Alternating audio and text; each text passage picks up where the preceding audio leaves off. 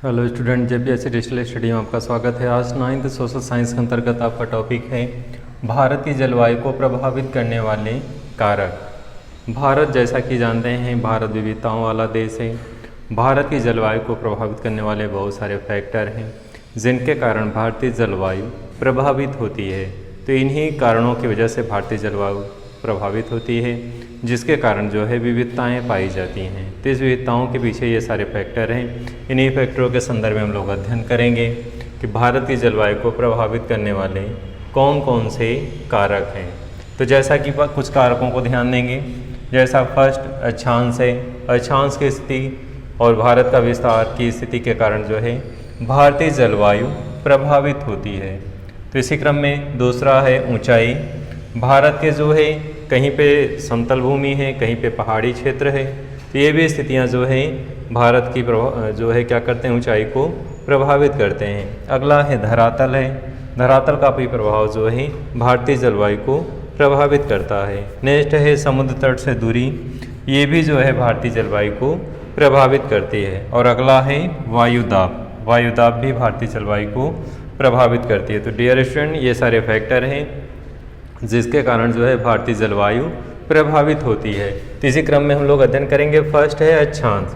जैसा कि आप इसके पहले आप जान चुके हैं, भारत का जो अक्षांशीय और देशांतरीय विस्तार के संदर्भ में हम आपको बताए थे कि भारत का जो विस्तार है वो किस तरह से अक्षांश और देशांतर विस्तार के मध्य भारत भूभाग की अवस्थिति है।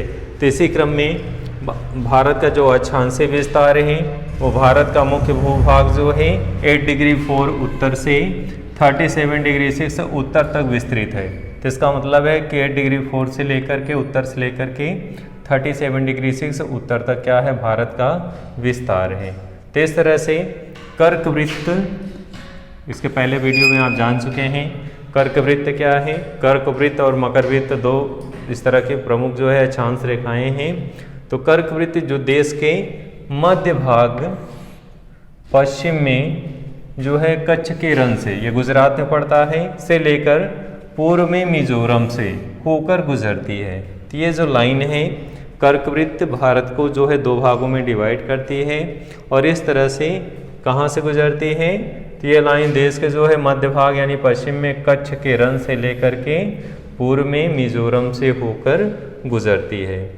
देश का लगभग आधा भाग कर्कवृत्त के दक्षिण में स्थित है और जो उष्णकटिबंधीय क्षेत्र है।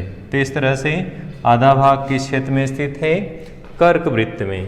कर्कवृत्त का मतलब है कि जो भारत की स्थिति है ये भूमध्य रेखा है, ये कर्क रेखा है। तो कर्क रेखा ये लाइन है। तो इस भारत की स्थिति जो है इस आधा भाग जो है बीचों बीच कर्क रेखा की जो लाइन है वो बीचों बीच गुजरती है। कहाँ से कहाँ तक, तो जैसा कि इसमें स्पष्ट है कि कच्छ के रण से लेकर के पूर्व में मिजोरम तक।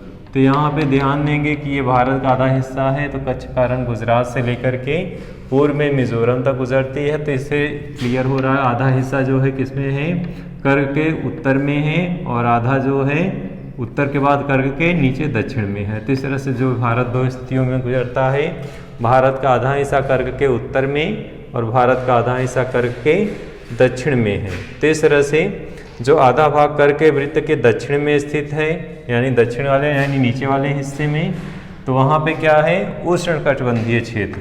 तो यहाँ पे क्या निकल करके आया है कि जो कर्क रेखा के दक्षिण में है, चूँकि सूर्य जो है कर्क और मकर इन्हीं दो के मध्य रहता है, कर्क रेखा और मकर रेखा। तो इन्हीं के बीच जो है सूर्य की स्थिति होती है। डियर स्टूडेंट, इस चीज़ को लर्न रखेंगे। तो यहाँ पे आधा भाग जो है कर्कवृत्त के दक्षिण में स्थित है जो उष्णकटिबंधीय क्षेत्र है। कर्कवृत्त के उत्तर में स्थित शेष भाग क्या कहलाता है, उपोष्णकटिबंधीय। तो यहाँ पे ध्यान देंगे कि ये जो क्षेत्र है यहाँ से लेके यहाँ तक ये क्या कहलाएगा, उपोष्णकटिबंधीय। और जो नीचे वाला हिस्सा है जो आधा भाग कर्क के नीचे आ रहा है उसे क्या बोलेंगे, उष्णकटिबंधीय। तो इस चीज़ को हमेशा याद रखेंगे, बहुत महत्वपूर्ण चीज़ है ये कि जो कर्क लाइन भारत के मध्य से होकर गुजरती है, कच्छ के रण यानी गुजरात से के कच्छ के रण से लेकर के मिजोरम तक गुजरती है। तो ये लाइन जो गुजर रही है भारत के बीचों बीच, तो ये लाइन जो गुजर रही है भारत के मध्य से होकर गुजरती है, कच्छ के रण से लेकर के मिजोरम तक गुजरती है। तो इस चीज़ को हमेशा याद रखेंगे, बहुत महत्वपूर्ण चीज़ है ये कि जो कर्क लाइन भारत के मध्य से होकर गुजरती है, कच्छ के रण यानी गुजरात से के कच्छ के रण से लेकर के मिजोरम तक गुजरती है। तो ये लाइन जो गुजर रही है भारत के बीचों बीच, तो इस कर्क रेखा के उत्तरी हिस्से को जो है दो हिस्सा में डिवाइड हो गया भारत, कर्क रेखा के उत्तर में और कर्क रेखा के दक्षिण में। तो जो आधा भाग कर्क वृत्त के दक्षिण में स्थित है उसे क्या बोलेंगे, उष्णकटिबंधीय क्षेत्र, और जो कर्क वृत्त के उत्तर में स्थित है उस शेष भाग को क्या बोलेंगे, तो उत्तर वाला जो ऊपर वाला हिस्सा है उत्तर वाला है, इसे बोलेंगे उपोष्णकटिबंधीय क्षेत्र, ऊपर वाले हिस्से को। और नीचे वाला हिस्सा जो कर्क वृत्त के नीचे है इसे क्या बोल देंगे, जो कर्क वृत्त के जो उत्तर में है वो उपोष्णकटिबंधीय है और जो दक्षिण में है वो उष्णकटिबंधीय है। तो इस तरह से भारत जो है, भारतीय जलवायु जो है उष्णकटिबंधीय एवं उपोष्णकटिबंधीय जलवायु दोनों की विशेषताएं लिए हुए हैं। आधा हिस्सा दिख रहा है आपको कि आधा हिस्सा उपोष्ण में है ऊपर वाला और नीचे वाला उष्ण में है। तो इस तरह से भारतीय जलवायु जो है उष्ण और उपोष्ण दोनों विशेषताओं को लिए हुए है। इस स्थिति से आपको एकदम क्लियर हो गया होगा कि इस तरह से भारत जो कर्क रेखा जो है मध्य से होकर गुजर रही है, तो आधा हिस्सा जो नीचे ही दक्षिण में है वो क्या कहलाएगा, दक्षिण वाला हिस्सा उष्ण कहलाएगा और उत्तर वाला हिस्सा क्या कहलाएगा, उपोष्ण कहलाएगा। तो इस तरह से भारत जो है दो कटिबंधीय क्षेत्रों की विशेषताओं को लिए हुए है। अगला है ऊंचाई। ऊंचाई के संदर्भ में हम लोग अध्ययन करेंगे भारत के जो पर्वत जो है हिमालय पर्वत स्थित है उसकी औसत ऊंचाई लगभग कितनी है, 6000 मीटर है। तो जो हिमालयी क्षेत्र है, हिमालय की जो औसत ऊंचाई है उसकी ऊंचाई कितनी है, 6000 मीटर है।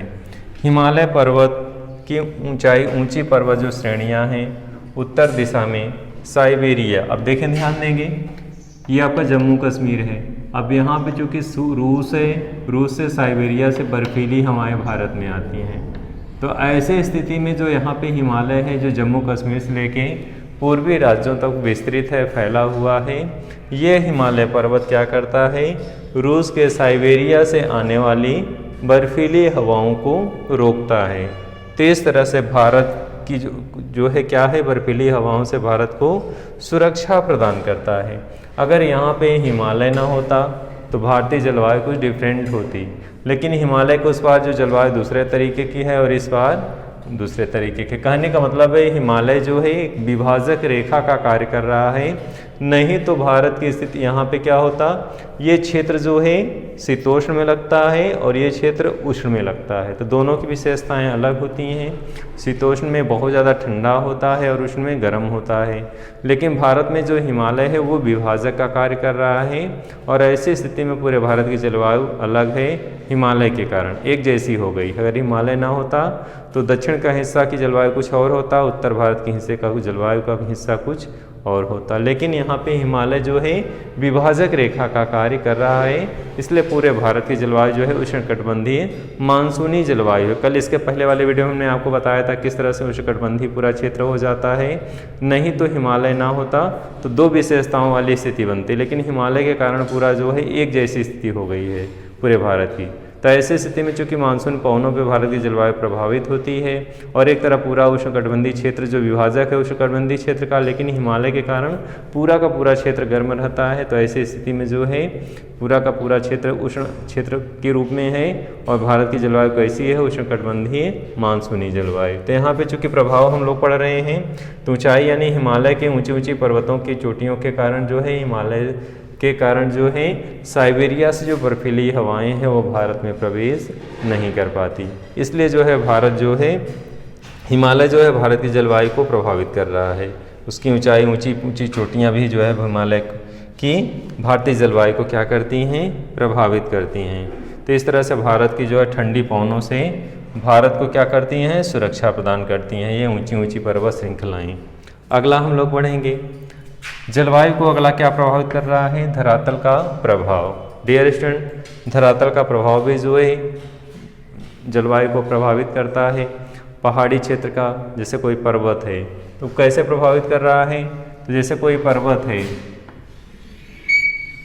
तो जो पवनें इधर से चलती हैं, ये पर्वत का क्या है, ये सम्मुख ढाल है। क्या है, सम्मुख ढाल। तो जब पवनें इधर से चलेंगी और इसी पहाड़ के सहारे ऊपर उठ जाती हैं और इस हिस्से में, इस मैदानी क्षेत्र में खूब वर्षा करती हैं और आगे चल के पहाड़ी क्षेत्र से नीचे उतर के आगे चली जाती हैं। तो ऐसी स्थिति में पहाड़ के सम्मुख ढाल में अत्यधिक वर्षा होती है। जो पहाड़ का ये वाला हिस्सा है जिसे विमुख ढाल बोलते हैं, वहाँ पे बिल्कुल वर्षा नहीं होती या नाम मात्र की वर्षा होती है।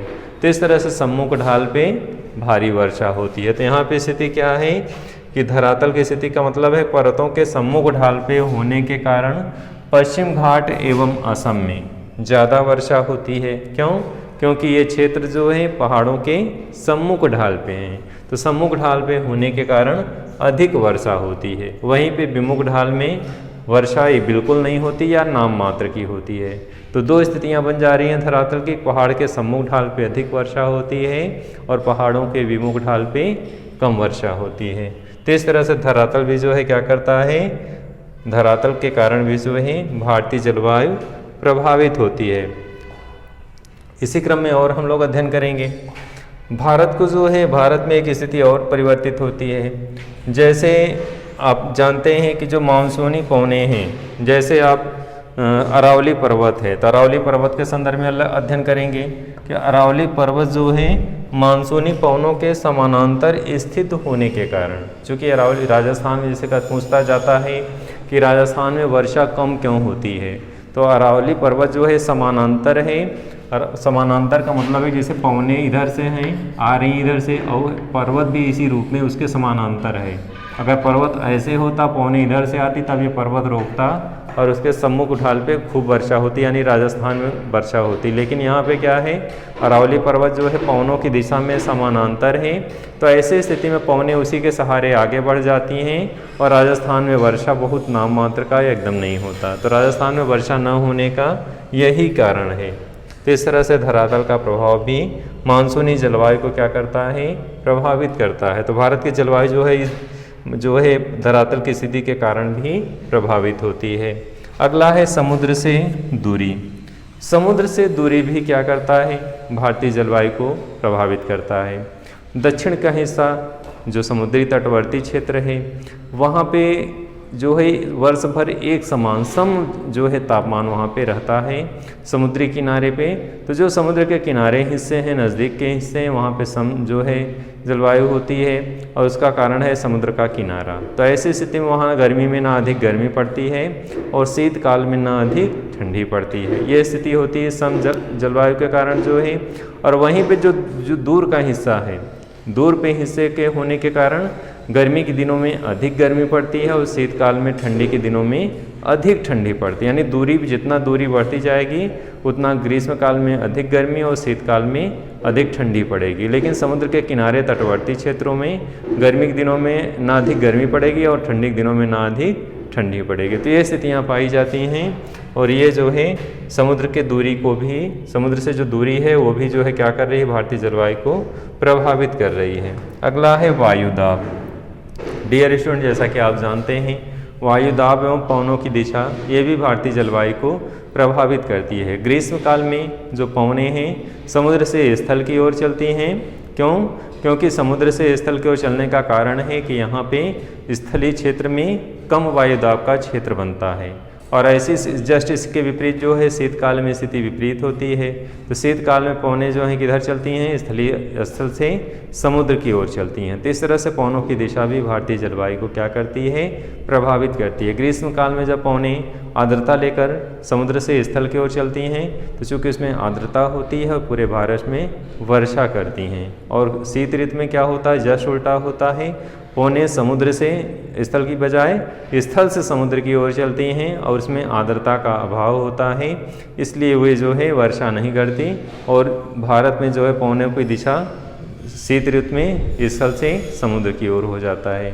तो ये भी जो है लौटते हुए मानसून की स्थिति बनती है।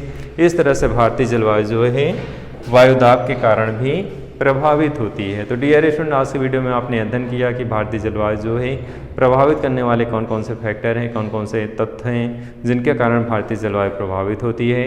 इसके क्रम में आपने इन बिंदुओं को अध्ययन किया कि भारतीय जलवायु को प्रभावित करने वाले ये सभी कारक हैं और इन कारकों की वजह से भारतीय जलवायु प्रभावित होती है। तो इस वीडियो में बस इतना ही। अगले वीडियो में नए विषय वस्तु के साथ प्रस्तुत होंगे। धन्यवाद।